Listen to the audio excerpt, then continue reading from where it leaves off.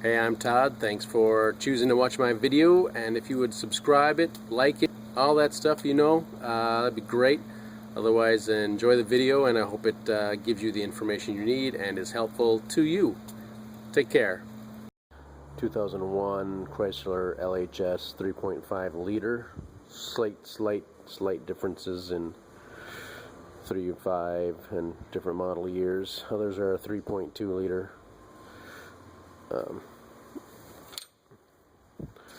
These are like a 7mm. Some of them have Torx bits in different years. So Torx bit versus not Torx bit. This here is a rivet, plastic rivet. Just got to punch it out with a punch.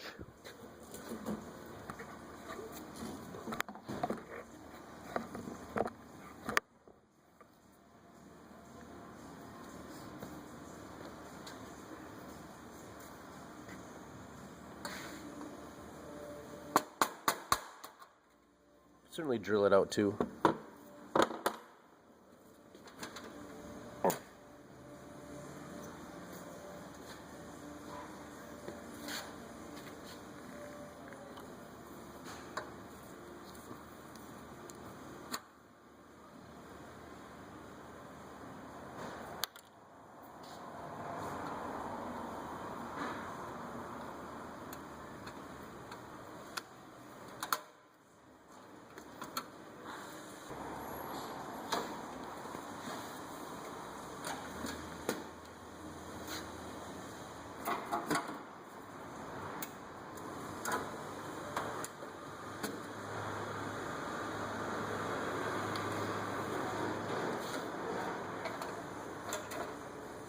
So we're doing the radiator assembly in this Chrysler LHS. They're the same as a C-bring, and we're going to do it as an assembly. That's how this video is going to go. So I actually don't even need to take this off here, but it's got little pins that will need to come out at some point. Just using my little cutters without cutters that don't go together. Got that off. So if you're going to do it, follow this video, you're going to probably want to get your AC sucked out if it has Freon in it. Here's the valves, and we'll need to evacuate, take out the Freon. Then we can disconnect the lines that are down here.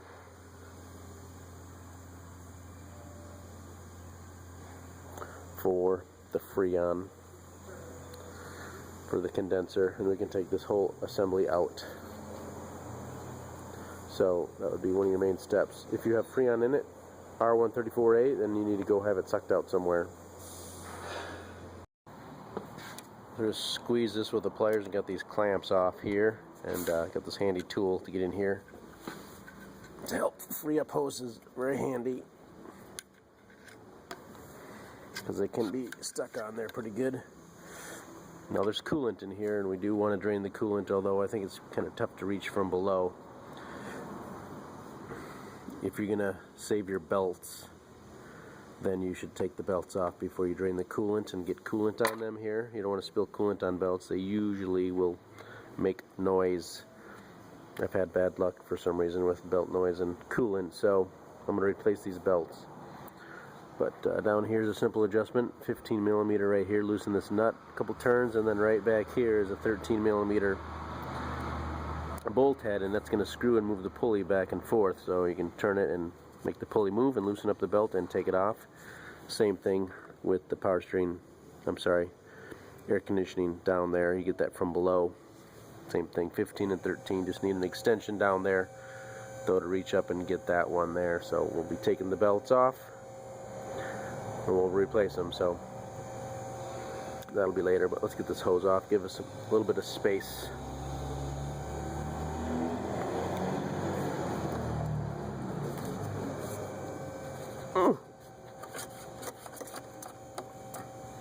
Kind of see how it's even stuck on there, and I didn't get all the way around.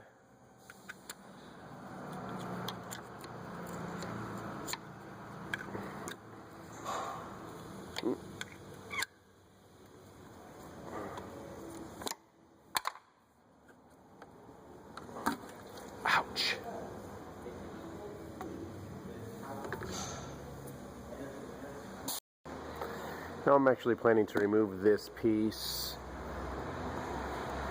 so I can remove the headlights just to get more access to what I need to work on. So I'm being here. This is a 7mm bolt right there for me. Take a couple of these pins out. Just friction fits. Take those off. And nothing seems to be attached down below actually. See, it's dripping. Oh. Right there, take that off. There's one I guess left. Got that off there, and I think I'll take that off right there. And again, 2 more push pins down here. And then this hole is a 10mm nut. So, need a long extension to get in that hole. So here's inside the hole.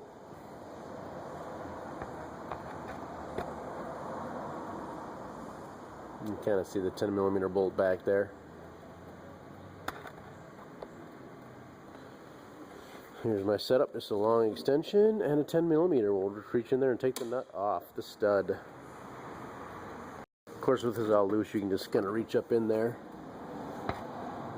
Took the nut off already, but it's off. You can see some stuff in there, how it slides in. Probably do some electrical disconnecting here. Usually turn those things to the left to take them out.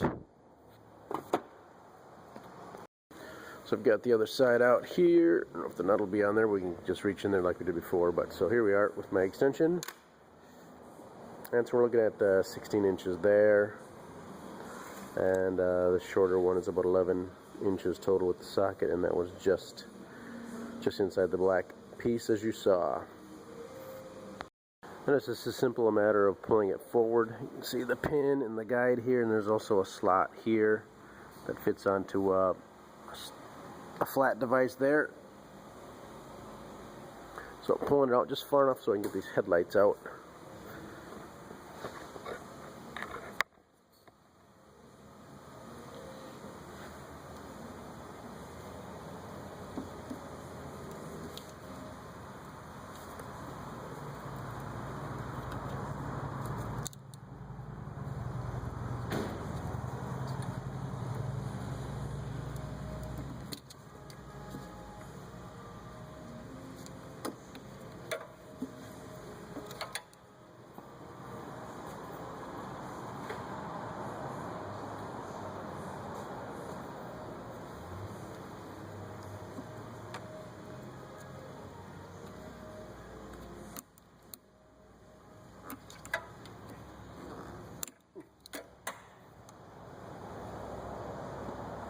Mostly doing this because I think I'm going to enjoy the extra space here to at least get to this fitting right here.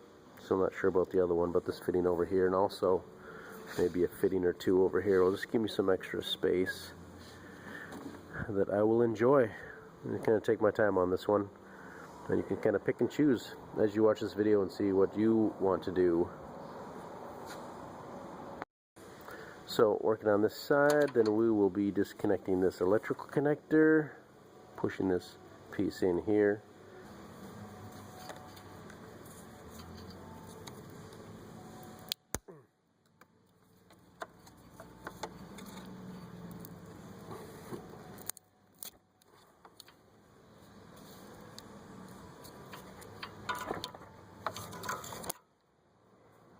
And then we can have some access, and we can remove this transmission line here. Probably get to that clamp fairly easy down there.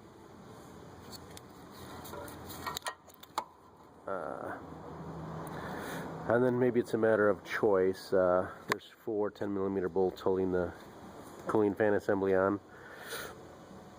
So you can take this line off and then maybe get to this bolt. And you can do a lot of this work probably. It's a little more time consuming, but 1/4-inch ratchet and a 10mm, maybe an extension or two.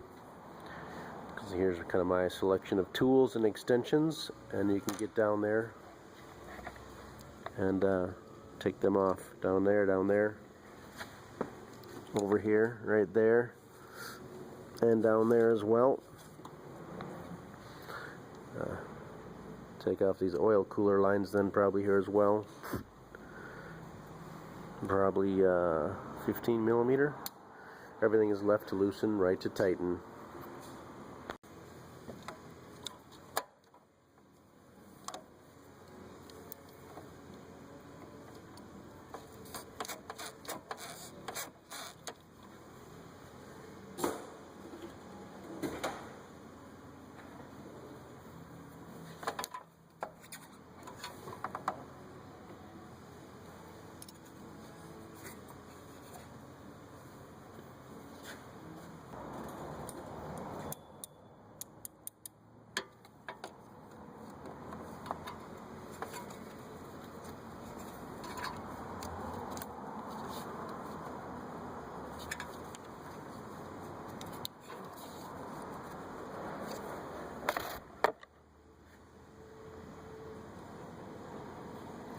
Just working that back with my pliers.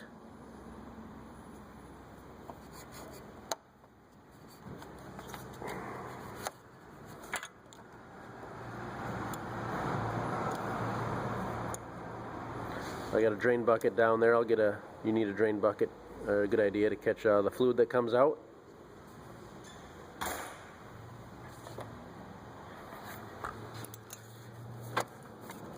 See if we can twist that hose off. There we go. This one's lucky enough to come off pretty easy. So we'll just pull that off. Just got our AC machine hooked up to take whatever freon's in here, like we talked about, so we can disconnect the AC lines and take this out as a big assembly. So looking it over, I think it's going to be easiest to take the cooling fan assembly out. So take this clip off, and there is one on the bottom that can make it kind of tough to lift up. So we'll take this clip off and the 4 10 millimeter bolts on each side, well, 2 on each side, and I'll be using my air ratchet and a selection of 10 millimeter sockets. You can certainly use a wrench to do the same, ratchet.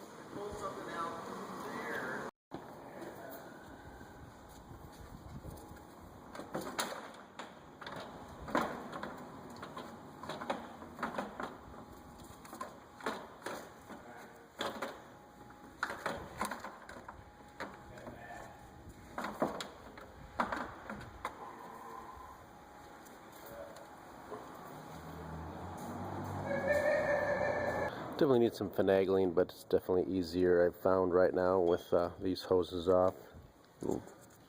Fighting with this, but overall came out pretty easy.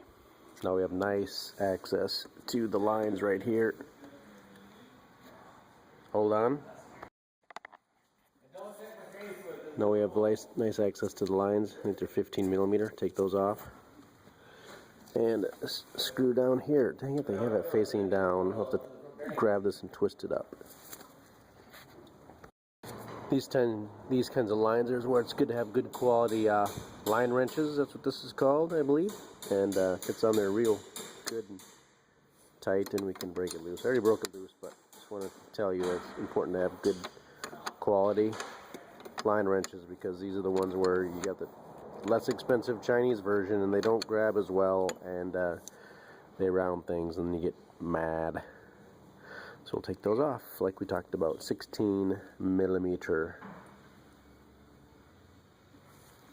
So I'm going to reach up, lift the radiator up and get this off right here. I think if I lift it up, I can get enough clearance to get in there with a 1/4-inch socket of some kind, and get that off right there. And free that up, and get the lines off, and got this radiator, or I'm sorry, AC condenser disconnected right there. And we got one more down there. I'm really hoping I can lift this up as well and get it from over here up above, lifting it out. So you can see, get it pulled up. I actually used this bracket and put it on this little thingamajigger here, finagled it. So I got this clamp is loose. Now we just have to push it off, and then we'll work on the other side. But you can see pretty good access.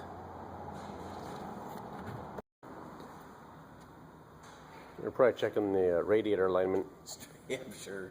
So we can tilt this out. Yeah, precision fit.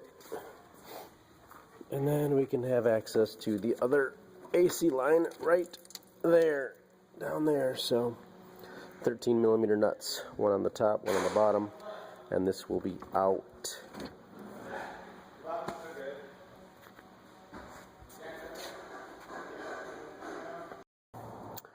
And if you've taken your radiator out like this, now might be the best time ever to think about doing your timing belt. If you've never done it, it's recommended about every 100,000 miles. Maybe you've taken your belts off here, as we talked about 15 millimeter and 13 millimeter here. Take the belt off, then 1, 2, 3 bolts here. You can take this off. And then there's 6 bolts, and you can take this cover off and out, and you can peek inside and see the belt, and then you can decide maybe if it says Chrysler on it, you know, original equipment, or if it says a brand name of some other kind, and you can know whether the belt's been replaced.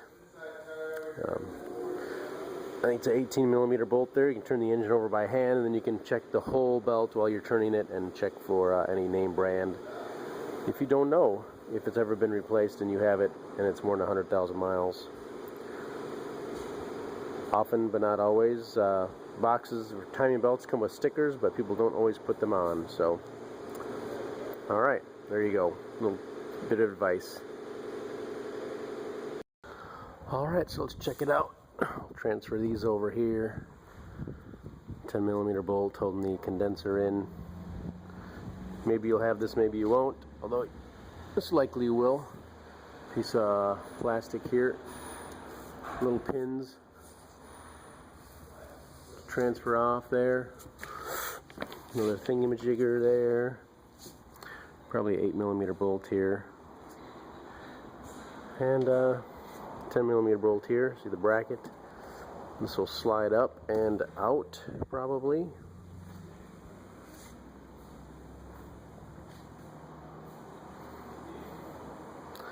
So I think that is about it. That is removing your radiator in your Chrysler product. Chrysler Sebring, LHS, several of those cars. Got the 10 millimeter bolts off for the condenser. We took this off here. 8 millimeter was for us right here. We can take this clamp off here, screwdriver, probably 7 millimeter, or maybe 9/32, something like that, and take this off, and we can get this assembly off.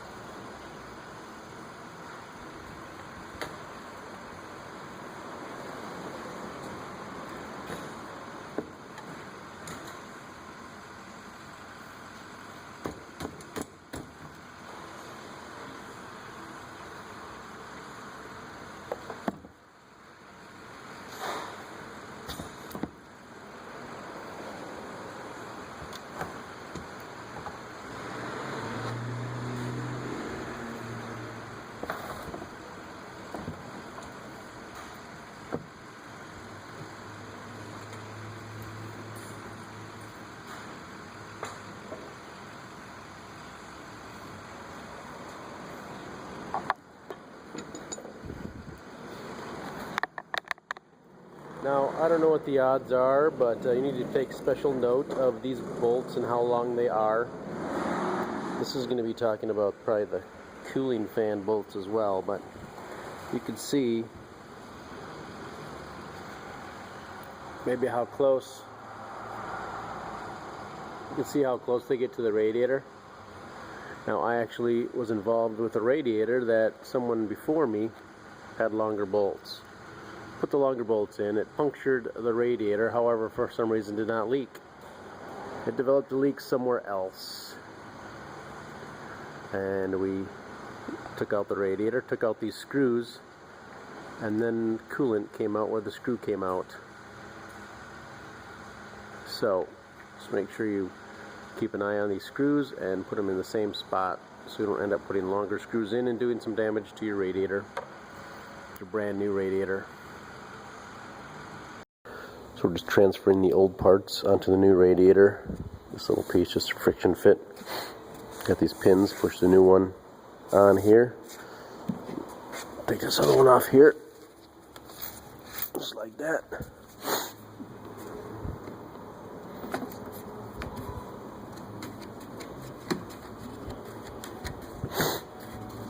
And just continue on transferring all the old parts that you need onto the new radiator. See how that is supposed to slide on here. Pretty nice. And the pins we talked about. Alright, now we're going to put this bumper back on. Match up the thingies with the thingies.